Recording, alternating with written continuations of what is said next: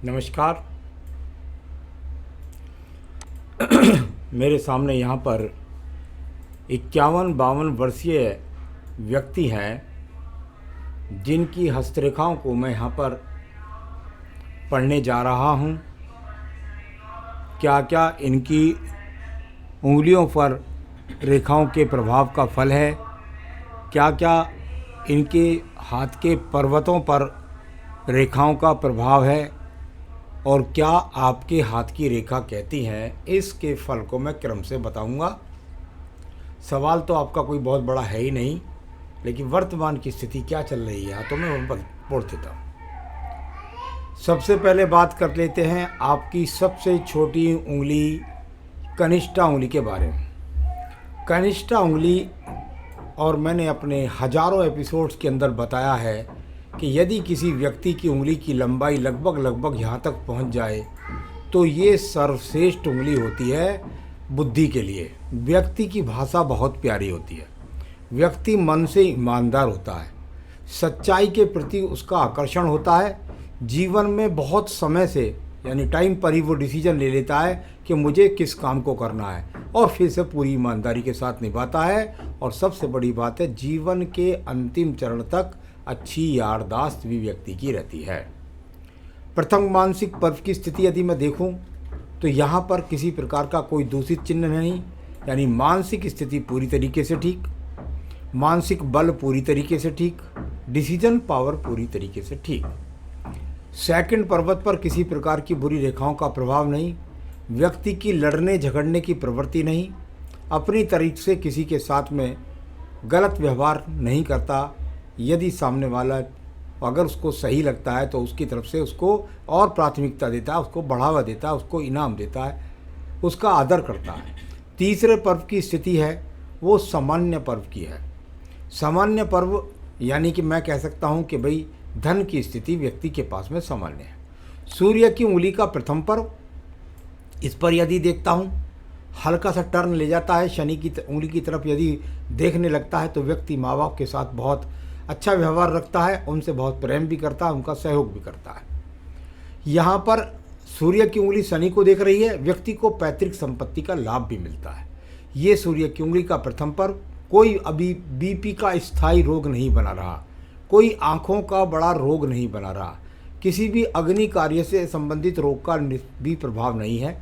अगर है मान लिया कोई बीपी जैसी तो उसकी मेडिसिन इतनी करेक्ट लगी हुई है कि उससे कोई दुष्प्रभाव आपके जीवन में नहीं।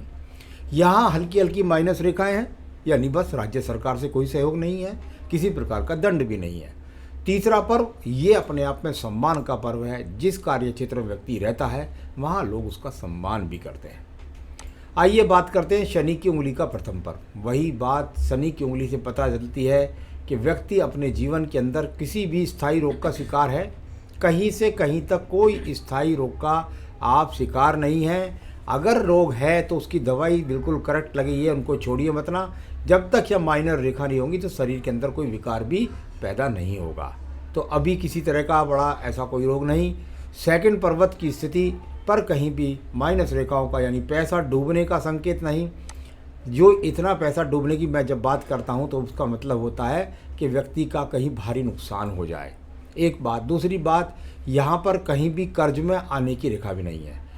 याद रखिएगा, आपको खुद पता है व्यवसाय का नियम होता है कि उसके अंदर अगर व्यक्ति बहुत सारे लोगों से व्यवहार करता है तो जैसे एक खेत में अनाज जब खेत से उठाता है किसान तो उसके अनाज में से बहुत सारे गेहूँ ज़मीन के अंदर समा जाते हैं जिनको पशु पक्षी वगैरह खा लेते हैं। इसी प्रकार से एक व्यवसायिक व्यापारी जो होता है उसके यहाँ पास ऐसे व्यक्ति जरूर आते हैं जो उसका कुछ ना कुछ धन को वापस नहीं लौटाते। तो वो इस चीज़ की यहाँ पर कोई कर्ज में डूबने की रेखा नहीं है।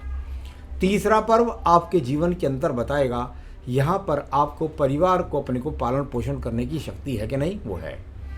आइए बात करते हैं आपके यहाँ पर बृहस्पति की उंगली के प्रथम पर्व। शुगर, कोलेस्ट्रॉल, लीवर, किडनी यहाँ के रोग क्या आपको नुकसान पहुँचा रहे हैं? कोई नुकसान नहीं पहुँचा रहा। जैसा मैंने पहली पर्वतों से बताया, क्योंकि उम्र 51-52 है तो थोड़ा सा जो भी कोई मेडिसिन यदि लगी हुई है तो खाते रहिए, शरीर में कोई विकार पैदा नहीं हो रहा है। अब बात करता हूँ आपके सेकंड पर्व के बारे में। यहाँ भी कोई दूषित चिन्ह नहीं, पति पत्नी के बीच में कोई वैचारिक मतभेद नहीं। यहाँ पर किसी प्रकार से भी ऐसा नहीं कि पत्नी के साथ वाद विवाद होते हों, ऐसा भी यहाँ पर नहीं है। तीसरे पर्व पर संतान सुख सहयोग का पूरा प्रमाणित रेखा यहाँ पर है। आपके अंगूठे के प्रथम पर्व पर चलते हैं। शुक्र संसाधन कारक पर्व, और इस पर कोई भी माइनस रेखा नहीं है, यानी व्यक्ति चरित्र से बहुत मजबूत। नंबर 2, संसाधन की इसके पास कोई कमी नहीं है। दूसरे के धन के प्रति कोई चोरी का वो नहीं रखता है। सेकंड पर्वत पर कुछ माइनस रेखा जरूर कम है। बहुत ज़्यादा किसी से बहस करने में आप अपने आप को, आपको पता है सामने वाला गलत बात कह रहा है तो मुझे बहस करके अपना टाइम ख़राब नहीं करना, मुझे पता है सही बात क्या होती है, इसलिए उसकी बात पर ज़्यादा गौर ना करके अपने काम पर ज़्यादा ध्यान देते हैं। और यहाँ पर थर्ड पर्व भी संसाधन का ठीक ठाक है। चलिए अब बात करते हैं आपके यहाँ पर बुध पर्व के बारे में। बुध का पर्व, और यहाँ पर समपर्व बुध आपके पास है। समपर्व बुध, और उस पर अगर बहुत माइनस रेखाओं को देखता हूँ तो इस तरह की रेखाएं, यानी इनकी जो गति है वो अगर देखें तो ये जा तो ऊपर कोई नहीं है, ऊपर को तरफ जाना ही अच्छा होता है कि बारिश की बूंद सीधी पड़े या बारिश की बूंद टेढ़ी पड़े, यानी आड़ी पड़े। आएंगी तो आकाश से ही और गिरेंगी पृथ्वी पर ही। आपके पास ये रेखाएं बहुत मजबूती के साथ नहीं खड़ी। जब मैं मजबूती की बात करता हूँ तो कहते हैं भाई व्यक्ति बहुत मेहनत कर रहा है लेकिन उतना धन का आगमन बन नहीं रहा है। ये रेखाएं जितनी स्पष्ट और सीधी खड़ी हो जाएंगी उतना अच्छा धन का आगमन आपका हो जाएगा। यहाँ पर अभी वर्तमान में उतनी मजबूत स्थिति मुझको नज़र नहीं आ रही। सूर्य का पर्व, इस पर कोई अगर देखता हूँ तो बहुत सारी खड़ी रेखाएं ऊपर की तरफ देखती हैं, ज़्यादा काटने का प्रयास भी नहीं करती हैं। सम्मान बना हुआ है, कोई ऐसी बात नहीं है। राज्य सरकार से कोई वो नुकसान नहीं है। यहाँ पर कोई हृदय से संबंधित रोग की संभावना नहीं है। कुल मिलाकर ये पर्व सामान्य रूप से ठीक है। यश भी है, सम्मान भी है, थोड़ी बहुत यात्राएं भी हैं, ये सब चलता रहता है। लेकिन अगर इसको देखता हूँ तो अपने आप में बहुत राज्य सरकार से संबंधित लाभ और बहुत ऊंचाइयां प्राप्त करने का योग्य राजनीतिक लाभ की संभावना नहीं दिखाई देती। तीसरा पर्व, और यहाँ पर पर्व पर इसका नियम तो बन गया। नियम है इसका कि जब ये रेखा सीधी यहाँ पर 1 या 2 खड़ी हो जाएं तो आपको धन के आगमन बने रहेंगे। ये नियम है इसका। शनि पर्व पर 1 रेखा खड़ी जाए, 2 रेखा खड़ी हो जाए तो नियम बन गया कि भाई व्यक्ति के पास में धन के आगमन बने रहेंगे। कुछ बृहस्पति से भी रेखाएं जाकर थोड़ा ऊपर की तरफ भी हैं, तो अभी तो यहीं से खींचूंगा मैं ऊपर, तो यहाँ भी कुछ रेखा है। यानी नियम है, नियम का पूरा किया, धन के आगमन बने रहेंगे, इस तरह की स्थिति को बताने का ये नियम यहाँ पर है। तो जो बहुत बुरी वाली बात मुझे कोई ऐसी नहीं लगती कि व्यक्ति कोई धन के लिए ज़्यादा संघर्ष है। यहाँ पर यदि बात करता हूँ आपके बृहस्पति पर्व पर, वहाँ पर कैसी अनुभूति लगती है। कई जगह तो ऐसा लगता है जैसे स्वास्तिक बन गया हो। चतुर्भुज तो निश्चित बन ही गया है, इंक वाला होता तो ज़रूर, लेकिन यहाँ कुल मिलाकर चतुर्भुज तो बन गया है। बड़ा चतुर्भुज है, संपत्ति अपनी है, घर अपना है, मकान अपना है और पत्नी सुख संसाधन सब चीज़ यहाँ पर दिखाई देते हैं। कोई बुरा चिन्ह यहाँ पर नहीं कह सकते। चलिए अब बात करता हूँ मैं यहाँ पर हृदय रेखा की। ये कुछ अच्छी नहीं मिली। ये रेखा यदि मैं देखता हूँ तो इसमें कहीं ना कहीं लगातार बल पड़े हुए हैं। अब जब इनमें बल पड़े हों या पड़े हुए हों और इसकी एक शाखा में से निकलकर फिर बृहस्पति पर्व की तरफ भी एक तरह का ये चिन्ह बन के थोड़ा बृहस्पति तक बन जाता है, तो इसको कहते हैं मन के अंदर इच्छा है बहुत ज़्यादा धनाढ्य बनने की और संपन्न बनने की।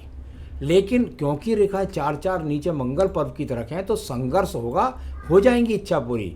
लेकिन पीछे की हृदय रेखा का लगातार बल पड़ना 2 चीज़ों के लिए अधिकतर जाना जाता है।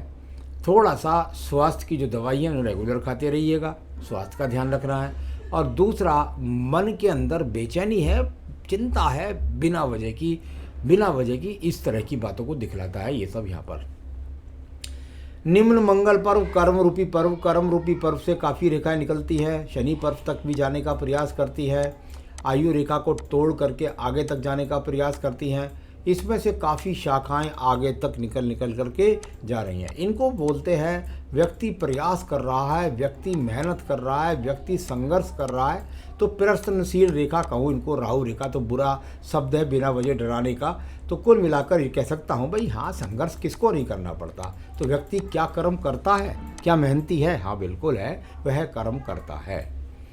आइए बात करता हूँ आपकी बुद्धि रेखा के बारे में। बुद्धि रेखा देखिए, शुरू में अगर इसको देखेंगे तो काफ़ी कुछ बहुत समय तक हो सकता है पिता के ऊपर ही निर्भर रहे हों, उस समय ज़्यादा गौर ना किया हो। उसके बाद ये रेखा एकदम डाउन हो गई। ये बहुत ज़्यादा डाउन होना, ये बिना वजह का दिमाग के अंदर एक तरीके से फतूर भरती है, एकदम डाउन हो जाएगी।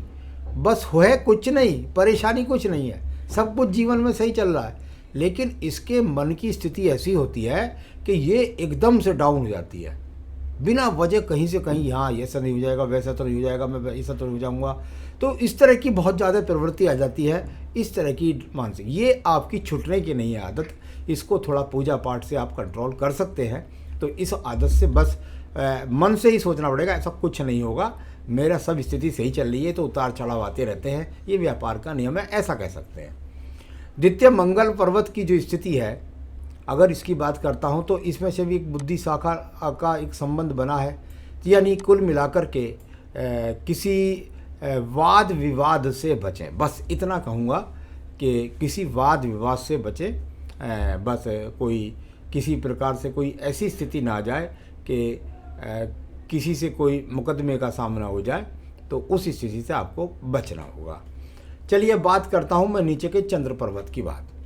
चंद्र पर्वत पर किसी भी प्रकार का विदेश रेखा नहीं, पानी में डूबने का या पानी से डरने का योग नहीं, किसी भी प्रकार की डिप्रेशन की रेखा नहीं, और दो रेखाएं हल्की सी है। नीचे वाले पर्वत पर कोई बुरा चिन्ह नहीं, व्यक्ति का खान पान बुरा नहीं, व्यक्ति बुरे लोगों में बैठता नहीं। दो रेखाएं निकल करके सीधा सीधा शनि पर्व की या बृहस्पति पर्व की देखती हैं। मुझे जीवन में सिर्फ तरक्की करनी है, कुछ ईश्वर के प्रति करना है, ऐसी इच्छाओं को दिखाने वाली ये दो रेखा। यहाँ पर बात करता हूँ आपकी, यहाँ पर पहले भाग्य रेखा को मुझे थोड़ा सा देखना पड़ेगा, और पहले मैं इस रेखा को बताता हूँ। ये रेखा देखिए, पहले ये आयु रेखा से निकली है। आयु रेखा से निकले और बुद्धि रेखा के साथ संबंध बनाए, एक ट्रायंगल बना दे। इसका मतलब ये हुआ व्यक्ति ने स्वयं से अपने आप को अर्जित किया, यानी स्वयं की मेहनत से एक नया रास्ता बनाया अपने जीवन का और उसकी ऊंचाइयों को प्राप्त किया। ये तो ऐसा हुआ, यानी मेहनत, ऐसा नहीं कि पीछे से कुछ मिल गया उसको आगे तक चला लिया, अपनी मेहनत उसमें जोड़ी, उसे नया रूप दिया। और किस समय के बाद दिया नया रूप? लगभग 33 से 34 वर्ष की उम्र के बाद। थोड़ा सा डाउन है, कभी कभी 32-31 भी हो जाता है। तो ये अपने आप में यहाँ से दिया लगातार, और ऊपर जाकर जहाँ आपकी उम्र 51-52 है उसके बराबर में एक सहायक रेखा और लगी। उसका मतलब होता है व्यक्ति अपने भाग्य को लगातार चला रहा है अपने कर्म से, और साथ ही साथ उसमें और प्रयत्न कर रहा है। ये प्रयत्न रेखा है बराबर में, अपने आप को और बढ़ाने के लिए। प्रयत्न कैसा होगा? सफल होगा। तो ये अपने आप इस तरह से रेखा। तो मैं बात कर रहा था, आपने वो कहा है कि भाई मैं व्यापारी हूँ। देखिए, व्यापार के लिए सिर्फ एक रेखा यहाँ मुझे दिखाई दी, ये वाली केवल यहाँ से दिखाई दी। हो सकता है आपने 31-32 वर्ष के आसपास व्यापार को जोड़ा अपने साथ में, लेकिन मुझे व्यापार के लिए एक बहुत अच्छी चीज़ देखनी पड़ती है। अगर किसी के हाथ में बहुत व्यापारिक रेखा नहीं है तो अच्छी चीज़ होती है उसके पास छोटी कनिष्ठा उंगली, वह लंबाई में पूरी थी, यानी व्यापारिक गुण व्यक्ति में है, परंतु बुध पर्व की कुछ रेखाएं अभी मजबूत खड़ी नहीं हो रही हैं, इसलिए व्यक्ति डावाडोल हो जाता है, और बुद्धि रेखा भी गिरी हुई है, उसकी वजह से भी नर्वस हो जाता है। तो कोई ऐसी चिंता की बात नहीं है। आगे बात करते हैं आपके यहाँ पर हम शुक्र पर्व के बारे में। तो भाग्य रेखा भी ठीक है, और व्यवसाय के लिए उंगली वो अपने आप में ठीक है। हाँ, थोड़ा बुद्धि रेखा डाउन हो गई है, तो कभी कभी नर्वस हो जाते हैं ज़्यादा। चलिए बात करते हैं आपके शुक्र पर्व के बारे में। संसाधनों का शुक्र पर्व सामान्य रूप से अगर देखता हूं तो इसमें कोई ऐसी रेखा नहीं है जो काट करके भाग जा रही है, यानी सामान्य रूप से संसाधन सभी ठीक है। तो ये तो ही आपकी सभी हाथ की रेखाओं को पढ़ने का तरीका। आयु रेखा बता देता हूं मैं आपकी। आयु रेखा में एक छोटी मछली बिल्कुल अंत में जाकर के बन रही है, यानी ये कहते हैं जीवन का बुढ़ापा सुखी। ये मछली का ही चिन्ह है यहाँ पर, और ये सुंदर मछली हाथ में अंत में बनती है तो जीवन का अंत सुखी। तो चलिए, ये आयु रेखा बैठती है लगभग यहाँ पर, ऐसा कह सकता हूँ कि लगभग 77-78 वर्ष। आगे भी ये रेखा बढ़ जाती है, इसकी कोई चिंता की आवश्यकता नहीं है। तो ये सारे हाथ को पढ़ने का जो तरीका है वो मैंने पढ़ दिया है। आपका सवाल मुझसे कुछ भी नहीं है। आपने मुझसे पूछा है कि दिसंबर और जनवरी में नुकसान क्यों होता है। आपके पास ऐसी बुद्धि रेखा है कि आप पूरे साल फरवरी, मार्च, जून, जुलाई में अगर आपको ज़्यादा नुकसान भी होगा तो आपका उधर गौर नहीं जाएगा, आपका ध्यान नहीं जाएगा। लेकिन जैसे ही आपको दिसंबर जनवरी आएगा तो तुरंत आपको जरा सा नुकसान भी, क्योंकि आपकी बुद्धि रेखा में बात आ चुकी, बहुत डाउन है कि यार दिसंबर जनवरी तो मुझे नुकसान में जाता ही जाता है। कुल मिलाकर अच्छी भाग्य रेखा है, किसी प्रकार की चिंता न करें। दिसंबर जनवरी का कोई लेना देना नहीं है। और साथ ही साथ यदि आप चाहते हैं कि आगे से वो समस्या आए नहीं, तो उसके लिए थोड़ी सी पूजा पाठ मैं आपको ज़रूर बताऊंगा। एक तो संकट नाशन गणेश स्रोत होता है रोज़ाना, उसे अपनी पूजा में शामिल कर लीजिए। और दूसरा, एक मंत्र की माला का जाप बता रहा हूँ मैं आपको। 2 माला, 3 माला, 1 माला, जितनी हो सके करिए, मुंह से भी जपते रहिए। ओम गम गणपते विघ्न विनाशने नमः। इस मंत्र की 2-3 माला का जाप करिए, विघ्न ही नहीं आएगा कोई बीच में, वो दिसंबर जनवरी वाला। तो ओम गम गणपते विघ्न विनाशने नमः आपको इस मंत्र की माला का जाप करना है। और साथ ही साथ यदि आप कोई रतन पहनना चाहते हैं तो आप पहन सकते हैं पुखराज। ये भी आपके धंधे को सही चलाएगा, आपके अंदर आत्मबल देगा और सुख शांति सब चीज़ मिलेगी आपको इससे। पुखराज आप चाहें तो मुझसे मंगवा सकते हैं, मैं आपके स्थान तक पहुंचा सकता हूं। नमस्कार।